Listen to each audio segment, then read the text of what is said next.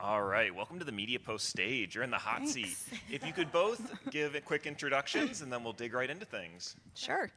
I'm Britt Fero. I'm the founder and CEO of PB&. We're a strategy-first full-service agency based in Seattle. And I've had the great fortune of working on several different travel brands from United. See, he left, so he doesn't know that anymore.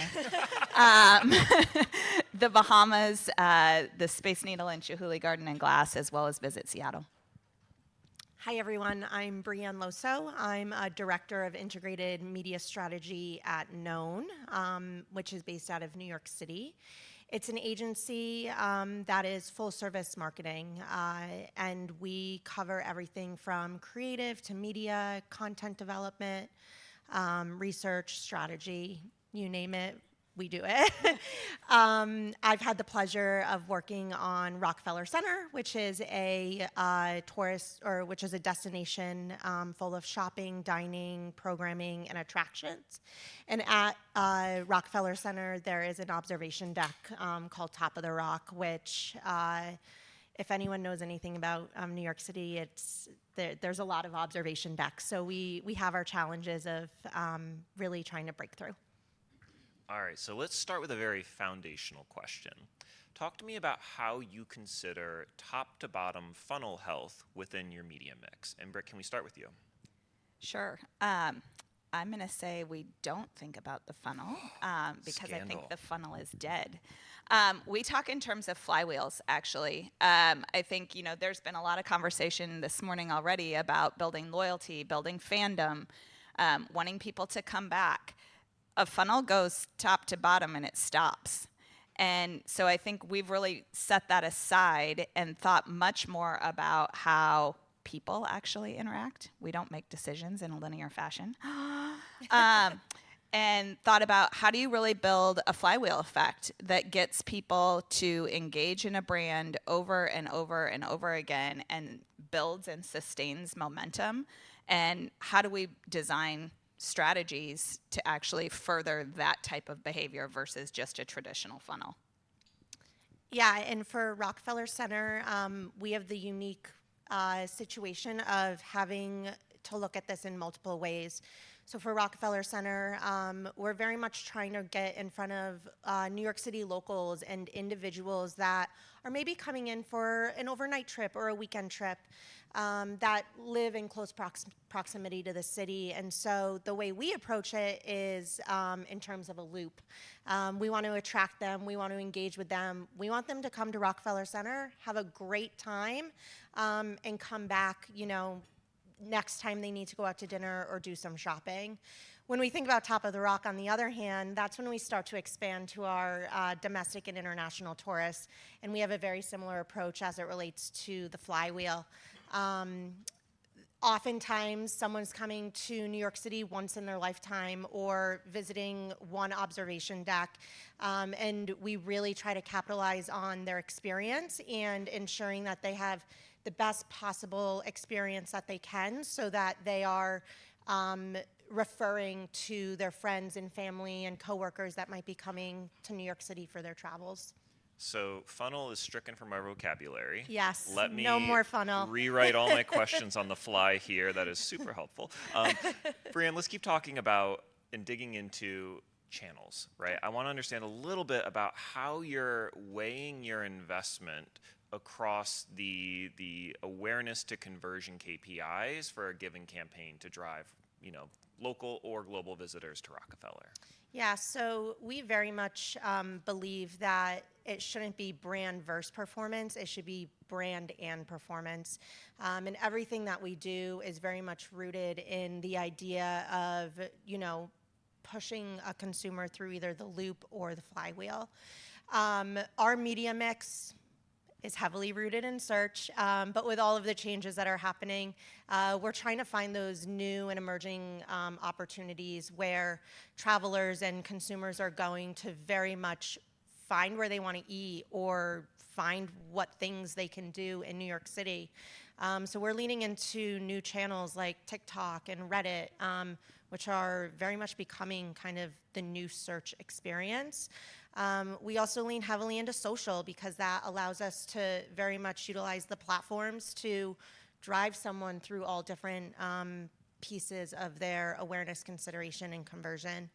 Seasonality is incredibly important for attraction, so we also tend to implement out of home across the New York City market, really reaching individuals at their point of entry all the way through their travels.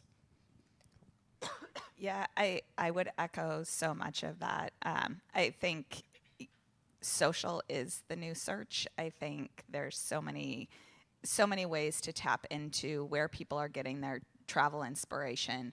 Across the range of travel, entertainment, sports brands that we work on, I think video plays a huge role, and it's where people. The question becomes, where do people consume that video the most? We've really looked to YouTube a lot. It was actually like the cornerstone of our strategy for Visit Seattle. I think we had an interesting audience insight that our core traveler was drawn to anything intellectually stimulating. It's why they traveled, but it was true of their content consumption as well.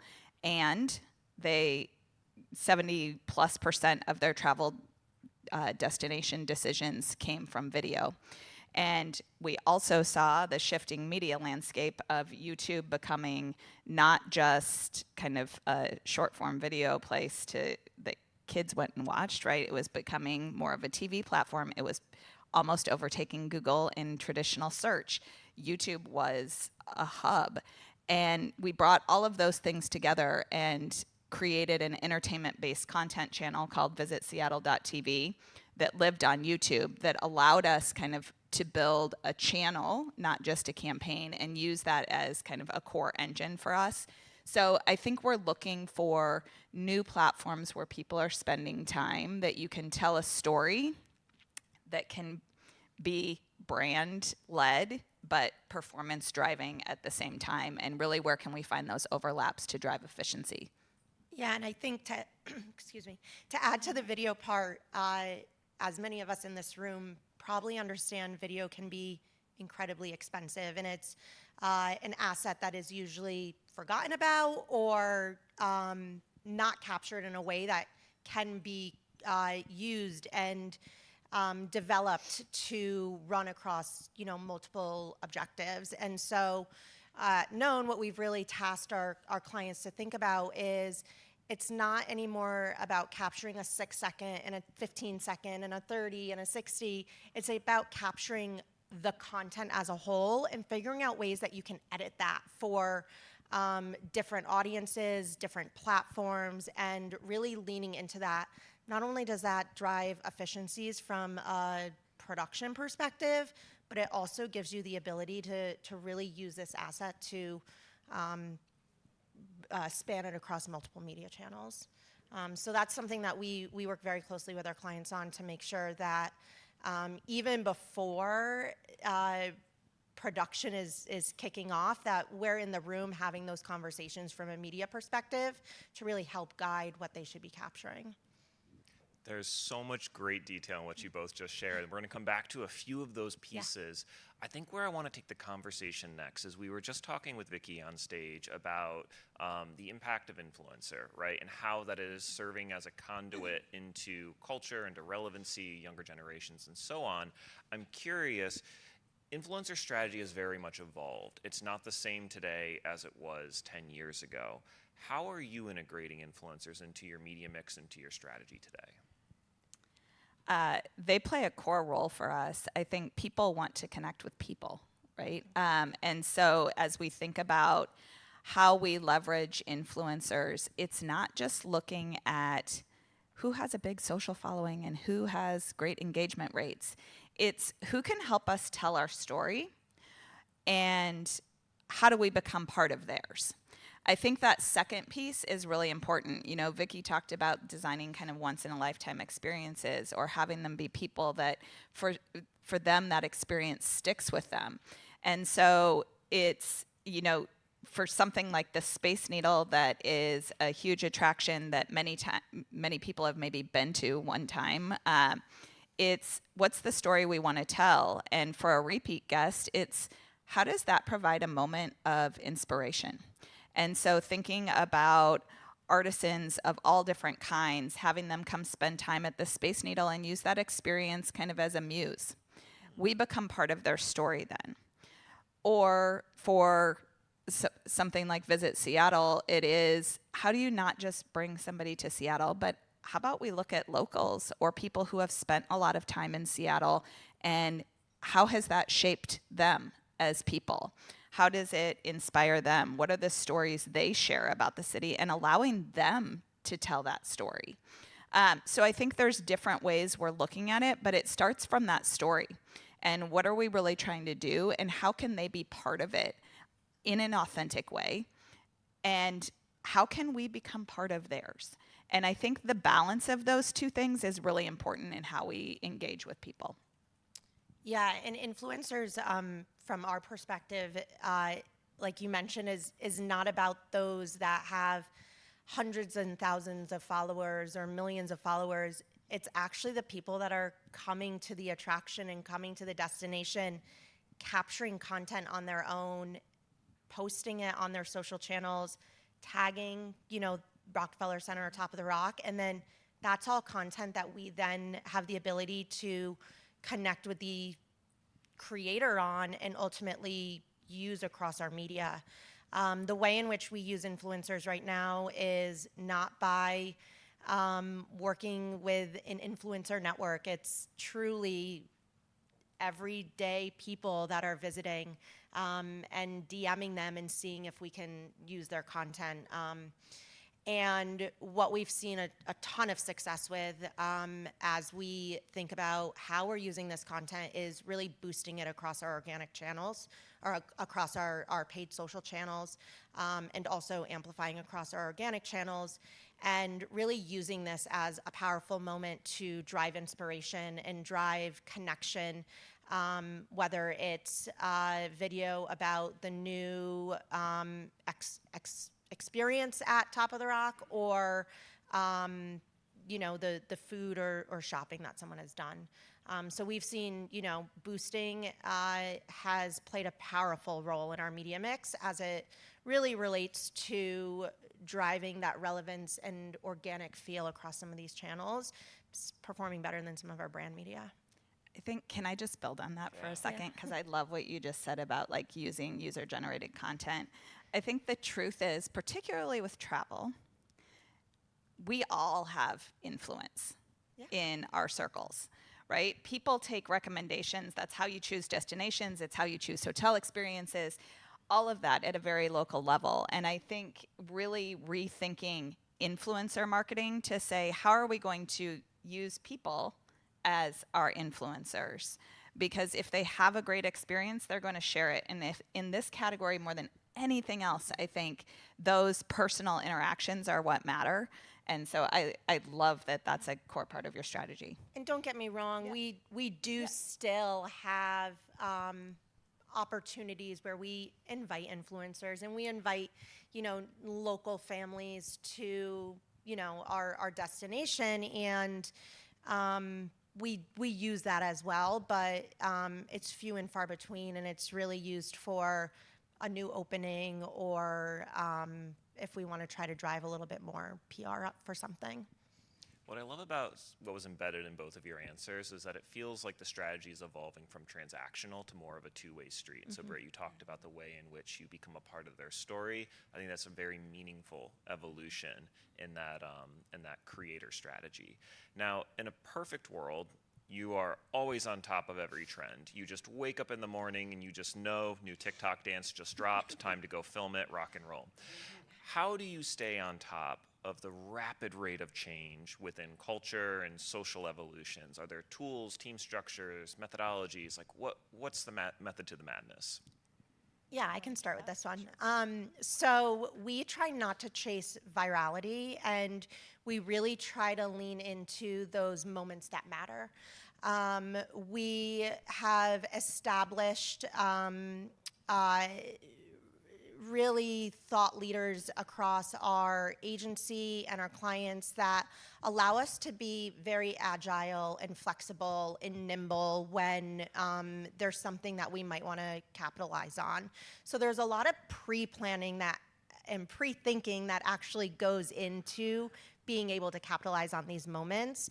There's been enough moments across travel and tourism that we can build templates and build campaign structures and build ideas around so that when these do pop up, we can very quickly activate. It doesn't take us weeks to turn things on. We can be live with things in a matter of hours or days, depending on how quickly we think we need to activate. And so this all comes down to pre-approvals of creative templates or reserve budgets that allow us to tap into them, and really leaning into that. We also very much keep an eye on the trends and keep an eye on news sources and try to just react as much as we can.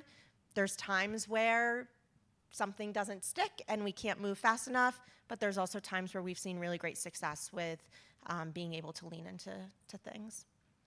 Yeah, I think we pride ourselves on being culture watchers. And I think for a lot of our clients, that means thinking ahead into the bigger trends that are driving behavior, driving decisioning, driving travel choice, driving entertainment choices, and really thinking forward on how those things, how we don't just take advantage of those things, but how do they connect with a brand story, right? Not every brand should chase every trend. It doesn't make sense.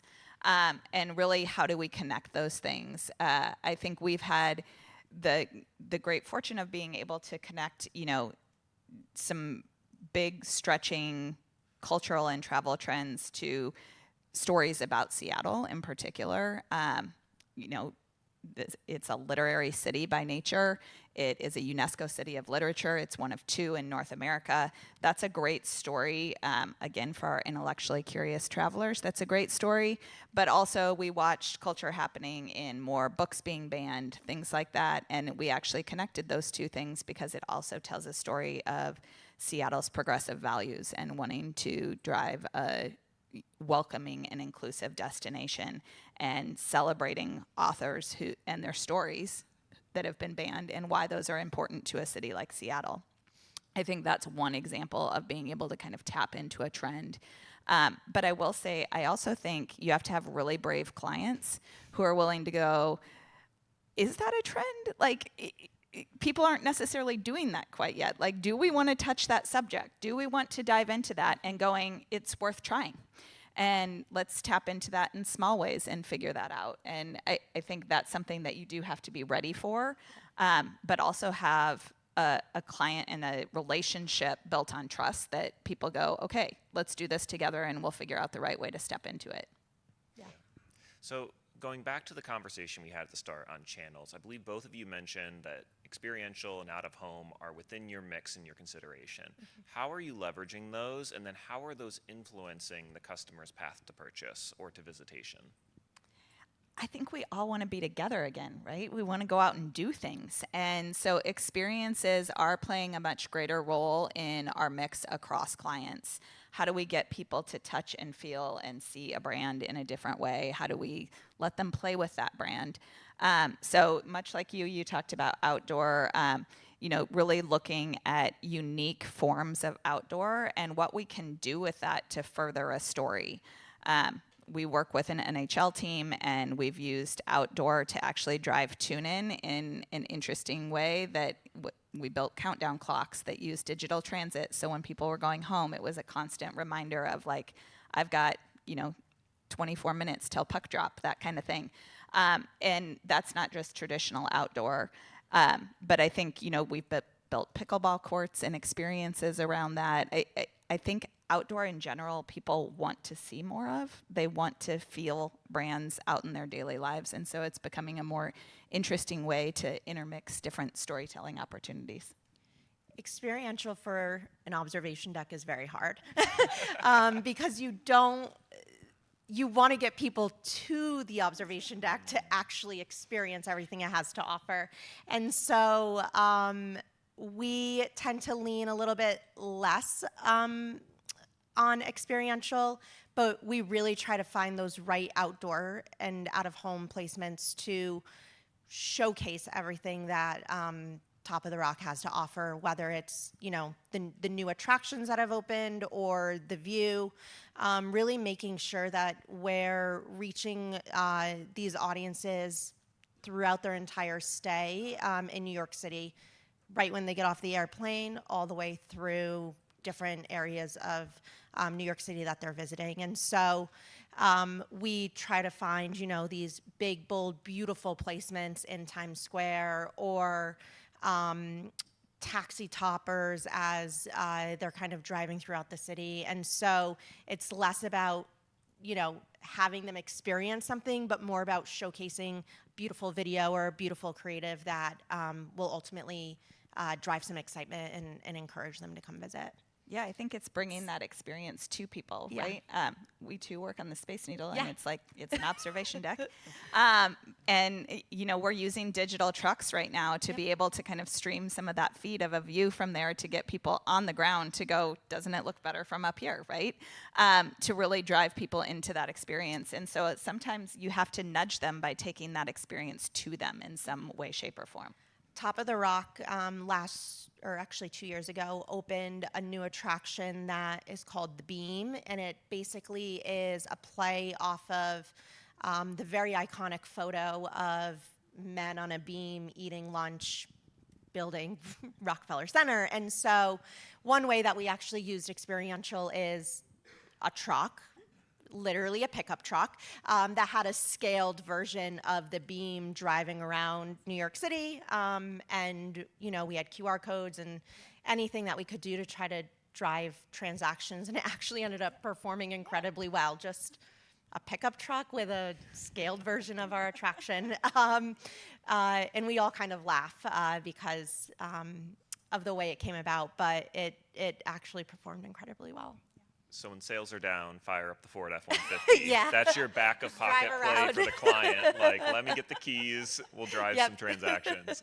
I do want to talk a little bit about transactions, though, because when we have these conversations about no longer the funnel, the flywheel, though, of all of our media types and our channels, we often focus, I think, on the upper funnel or the upper awareness-centric areas and trying to prove out the value of them. But I don't want to forget about those performance-focused tactics. Where are you seeing success today? What's driving the best ROAS and performance for your objectives?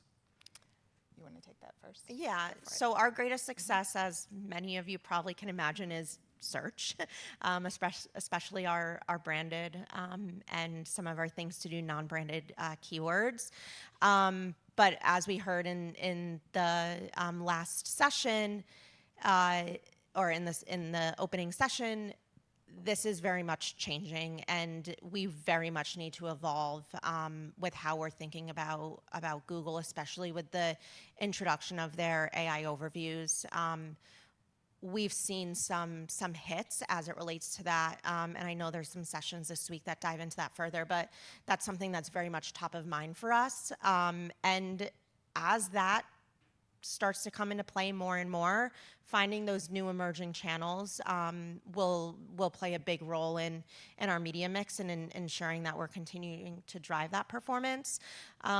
We've also seen great performance across channels like Instagram, where we're able to drive that inspiration and then optimize based on conversion. So those are the two places that we invest pretty heavily in, but we always are, evolving and looking for other things. Yeah, I would echo that. I think social is a huge place where we're just seeing significant ROAS numbers for all of our clients across different categories. So investing much more heavily there. We're looking at YouTube much more as a search engine and being able to capitalize on that. But I also think now with CTV being able to drive conversion and optimize towards a conversion, we're really seeing that as a big opportunity. And no longer do we have to talk about just TV at the top and that's all it does. I think instinctively as marketers you go, it does more than that. I know it does. But now being able to kind of have the performance metrics to come from that and prove it is helping us scale that as an engine for us. Interesting. Yeah, social as the new search is a recurring theme, I think, across every vertical. Where I want to end is if you have advice for brands with limited budgets that are trying to stretch their dollars the furthest and really maximize dual objectives of awareness and performance and conversion, what guidance would you give them? Britt, can we start with you on that? Brands perform. I think remembering that the two go hand in hand, right? And that stories sell. I think, you know, we heard already today about like the importance of storytelling. That's what people connect to. And so with a limited budget, figure out the best story and then use that across different channels, because really, like, a story is brand as much as a story does sell. And it's the channels that I think we define as branded channels or performance channels, and whether or not you can measure them. But find the story and be able to tell that across many different forms of media. Yeah, I would echo that. And I would also say it's not always about spending more, it's about spending smarter, and really finding those opportunities to maximize your dollars to really unlock ROI. You may, you know, be funneling all this money into a channel that's performing at the top, but you're potentially not maximizing your returns. And so we very much across our travel clients and other clients really lean into those opportunity analyses, whether they're for brands that need a little bit of help or our day-to-day clients. We very much feel that there's always room for improvement and there's always room for change, and really staying nimble and finding those opportunities, no matter what your budget is incredibly key. Thank you so much for all of the insight. We're now going to turn it over to the crowd for the questions that you have. Got a few over here. Oh, okay. Hi, it's is this on? Yeah. Gloria Laree with Destination Canada. So for me, CTV is Canadian Television Network. So I'm glad to know that our networks are so influential.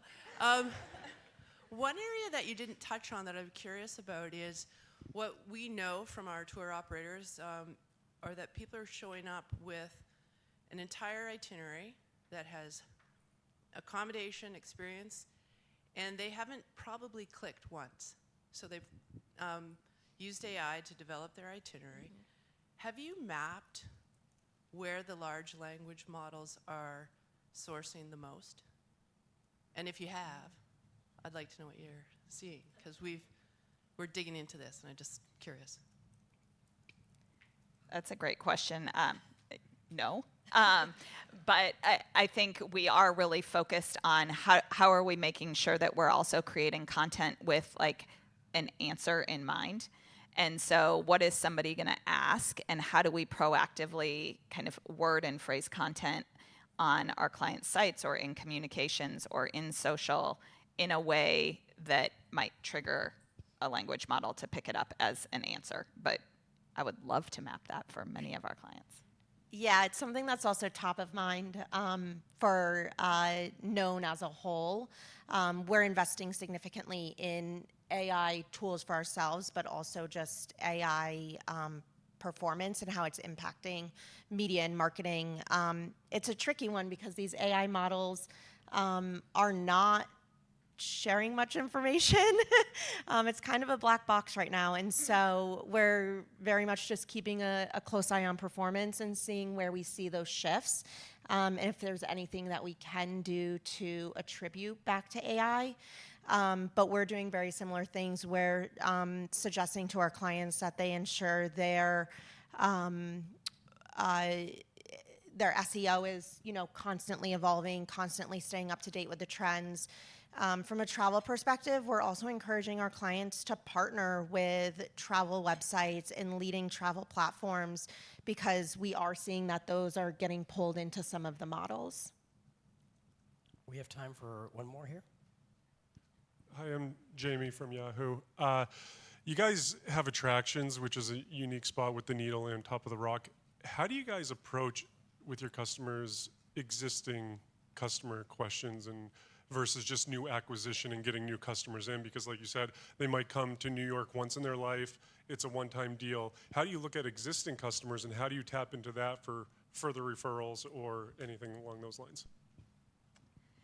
Yeah, I can say for the Space Needle, we try to re-engage those customers, understanding where they're from, first of all, and we have different strategies for if they're an out-of-town guest or someone that actually lives in the Seattle DMA. For the local piece, we try to re-engage around special events and getting them to come back for that, or really thinking about key travel times when we know a lot of friends and family happen to be in town. So the holidays, summer vacation, spring break, and encouraging them with like, bring your family if they hadn't been here, or here's something new you could try with that. So we really think about that from a locals perspective. I think on the visitor side, we also try to give them kind of a new reason to come back. Maybe it's an experience, but I think we also understand they have lots of other things they might want to do when they come back. And so maybe it's come in for a cocktail versus like the full meal deal experience, and thinking about just, again, what's going to drive them to want to do that, even though we want you to do that, what's on their mind. Yeah, with Top of the Rock being at Rockefeller Center, we have a very unique situation where we can actually re-engage them with many other things.